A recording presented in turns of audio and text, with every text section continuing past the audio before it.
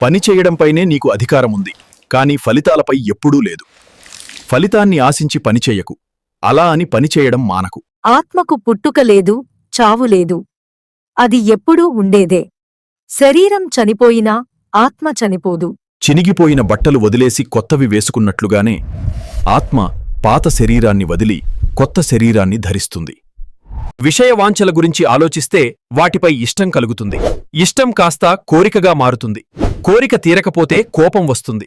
కోపం వల్ల అవివేకం, దానివల్ల జ్ఞాపకశక్తి నాశనం, దానివల్ల బుద్ధినాశనం జరుగుతుంది. చివరకు మనిషి పతనమవుతాడు.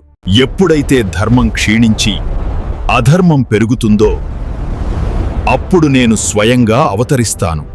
మంచివాళ్లను కాపాడటానికి, దుర్మార్గులను శిక్షించడానికి, ధర్మాన్ని నిలబెట్టడానికి నేను ప్రతి యుగంలోనూ పుడుతుంటాను. నిన్ను నువ్వే ఉద్ధరించుకోవాలి. మనస్సే నీకు మిత్రుడు, మనస్సే నీకు శత్రువు కూడా.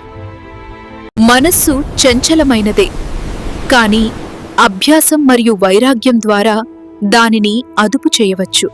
ఎవరైతే నన్నే ఎప్పుడూ ధ్యానిస్తారో వారి బాగోగుల బాధ్యత, యోగక్షేమాలు నేనే స్వయంగా చూసుకుంటాను. ఆకాశంలో ఒక్కసారిగా 1000 సూర్యులు ఉదయిస్తే ఎంత వెలుగు ఉంటుందో విశ్వరూప సందర్శన సమయంలో అంతటి వెలుగు కనిపించింది. ఎవరినీ ద్వేషించనివాడు, అందరి పట్ల దయ కలిగినవాడు, అహంకారం లేనివాడే నాకు ఇష్టమైన భక్తుడు.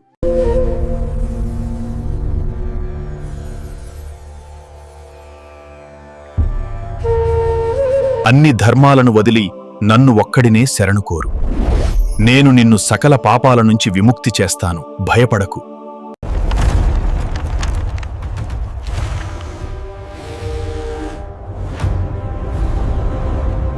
కర్మణ్యేవాధికారస్తే మా ఫలేషు కదాచన్ మా కర్మఫల హేతుర్భూర్మా తే సంగోవస్త్వకర్మణి. నరకానికి 3 ద్వారాలున్నాయి: కామం, క్రోధం మరియు లోభం. ఇదంతా నాదే, నా బంగారం. ఎవ్వరికీ దక్కనివ్వను. ఇదంతా నాదే, నా బంగారం. ఎవ్వరికీ దక్కనివ్వను.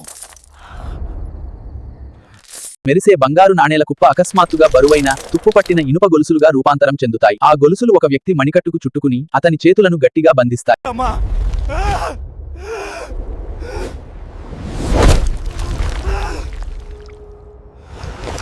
ఈ శూన్యపాత్ర నా నిస్సహాయతను ప్రతిబింబిస్తుంది.